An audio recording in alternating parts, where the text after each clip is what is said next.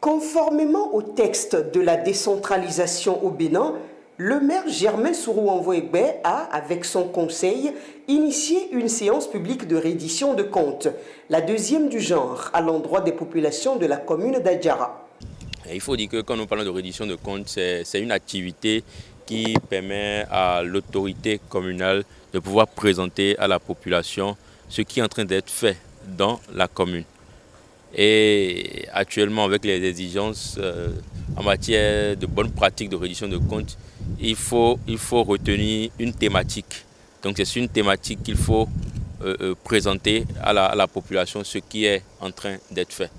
Nous avons déjà parlé de l'eau au cours du deuxième trimestre de l'année. Et actuellement, nous sommes en train de parler de la gestion des faits d'état civil. Nous avons choisi le thème état civil parce que nous avons constaté que ça fait partie de l'un des secteurs dans lequel les populations souffrent beaucoup. Et tout ce qui est acte d'état civil. On a expliqué à la population l'importance d'abord de l'acte de naissance, de l'acte de décès et de l'acte de mariage et les procédures à suivre pour avoir ces actes. Les nouvelles réformes dans le domaine de l'état civil, les prix des actes que délivre l'état civil dans la commune d'Adjara. Cette année, 2 sites ont abrité cette séance de reddition de comptes. L'arrondissement de Malanhui et la maison des jeunes d'Adjara.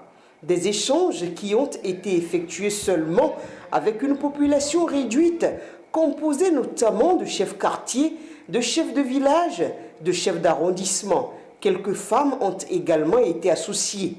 Et pour cause, les mesures sanitaires liées à la Covid-19. Si la loi a prévu au niveau de chaque village des responsables, c'est parce que l'État a jugé leur présence utile.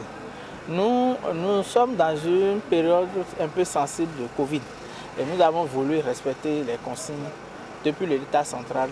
Et c'est ça qui a fait que nous avons limité le nombre de ceux qui peuvent participer. Sinon, la reddition de comptes, c'est public, c'est des séances publiques, c'est pour toute la population. Mais nous ne pouvons pas nous-mêmes communiquer pour dire limiter les regroupements à moins de 50, à maximum 50. Et nous-mêmes, nous devons donner le bon exemple, prendre plus de personnes. Alors c'est pour ça que nous avons voulu nous appesantir sur les chefs de village, chefs de quartier, en espérant qu'eux pourront être le relais au niveau de ces villages, de ces quartiers, sur la base de tout ce que nous avons expliqué aujourd'hui à nos populations. Nous ne manquons pas à chaque fois que l'occasion s'offre de leur en parler. Mais aujourd'hui, nous avons demandé encore à ces villages de sensibiliser les gens dans leur village pour que ceux qui n'ont pas encore ces actes, ceux qui ont des difficultés, ceux qui n'ont pas compris, puissent vraiment se mettre dans les rangs pour que nous n'ayons pas cette difficulté pour nos enfants et pour nos populations en général. Que la population ait conscience de l'acte de naissance de leurs enfants, parce que sans acte de naissance, on n'a pas un citoyen, les enfants n'ont pas d'avenir, les enfants ne peuvent pas évoluer. C'est surtout sur l'acte de naissance que j'implore la clémence de la population à établir les pièces nécessaires pour avoir accès à l'acte de naissance de leurs enfants, à se faire enrouler nécessairement, parce que sans l'enroulement, sans le RAVIP, il n'y a pas de citoyens actuellement au Bénin. Ces séances de reddition de comptes ont permis aux participants de poser plein de questions d'éclaircissement, des explications apportées par la responsable du service d'état civil.